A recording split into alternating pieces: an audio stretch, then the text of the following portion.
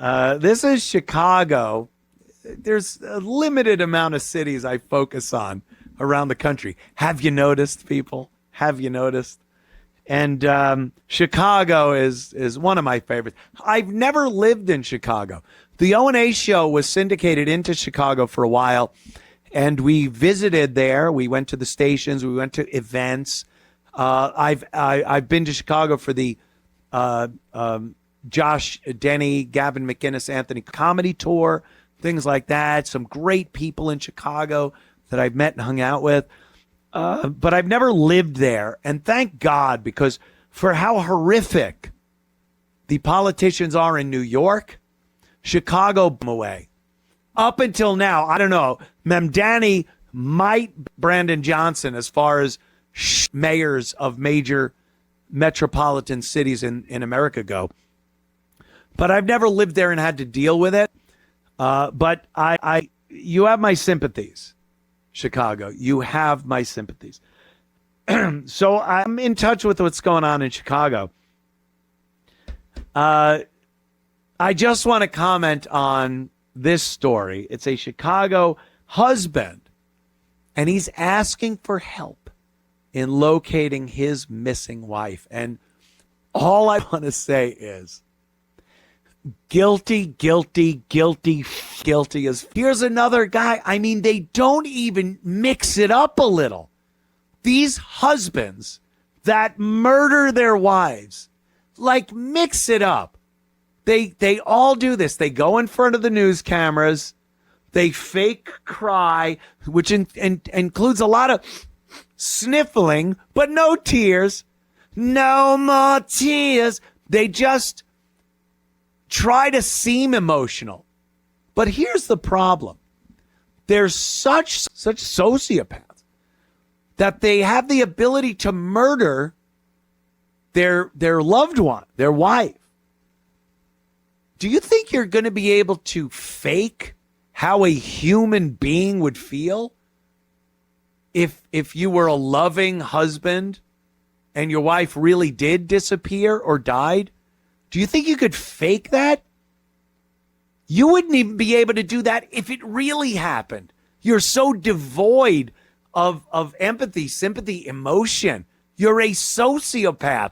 Part of that is you can't act like a real human being when it comes to how you're supposed to act during a tragedy like that. So he can't do it. All these, and this is like, it's got all the features. He was the last person to see her. I think she left in the morning to do some kind of activity. And he's just like, and when I went out, she was gone. So here he is. Let's watch this Chicago husband asking for help to find his wife. And I believe, I haven't really, she looks like a white woman. I think it's an interracial couple, which adds even more like, oh, she's so dead. This guy into the mix. But let's watch. I'm just shaking, man. I just need my wife home, man. Seriously. I need my wife home. Her husband standing with her family tonight, reaching out in hopes that somebody has seen her. She had a phone, she had a purse, and credit cards.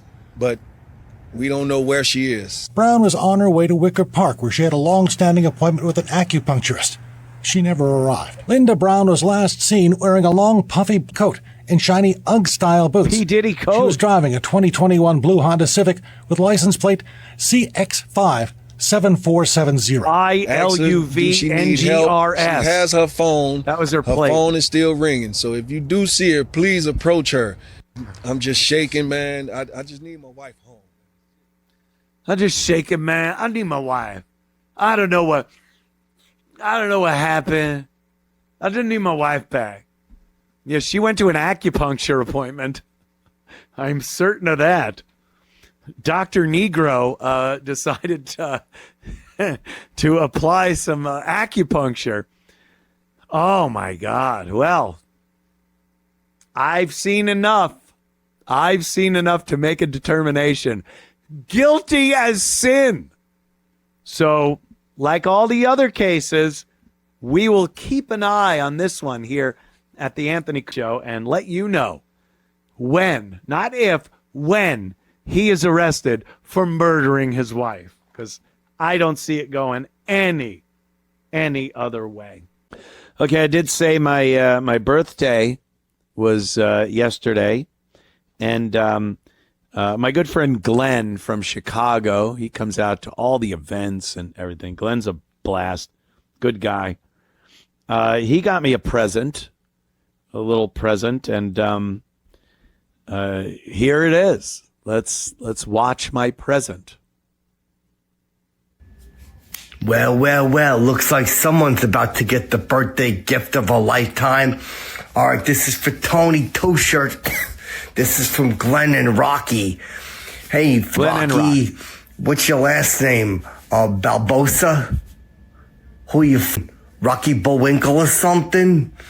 Anyway, you didn't say how old Tony Two-Shirts is turning, but he sounds like a real sucker of peckers. All right, let's see this. He made it to the big one. I guess that means he's either 50 or he's 60, I bet. He probably sounds like a real old man. Anyone that would wear 2 shirts all the time is probably an old pecker sucker.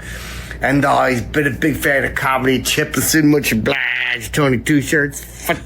Not as much Jimmy Norton good. That Norton makes me sick.